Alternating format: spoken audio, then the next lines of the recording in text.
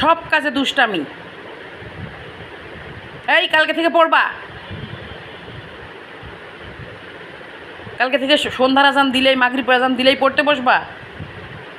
আর বাবার দোকানে আসতে চাবা? জোরে বলো। না। বাবার দোকানে যদি আসতে চাও আসলে তখন দেবা কি করবো? পিঠাবা।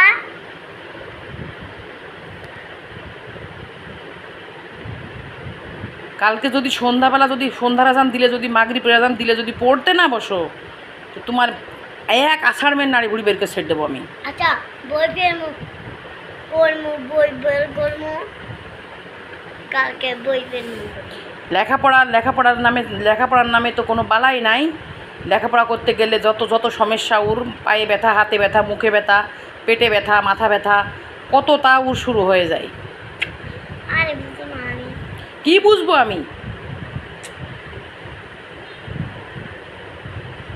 এই মাথা উঁচু করো, ভদ্র লোকের মতো কালকে বই নিয়ে বসবা, সকালবেলা উঠেও বই নিয়ে বসবা।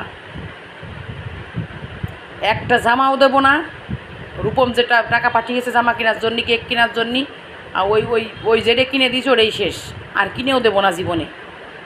মোবাইলে বানাতে দেখছো ওইটাও কিনে দিব না? না, কোনোটাই কিনে দেবো না। খাই খাই 14 হাত জিবে হয়েছে, কাজের বেলায় নাই, পড়ার বেলায় নাই। থাক দোকানের খাবার করবো না, আর ওই যে এদের পড়া শেখা করবো। কান ধরো, বলো। সরি। আগেই সরি?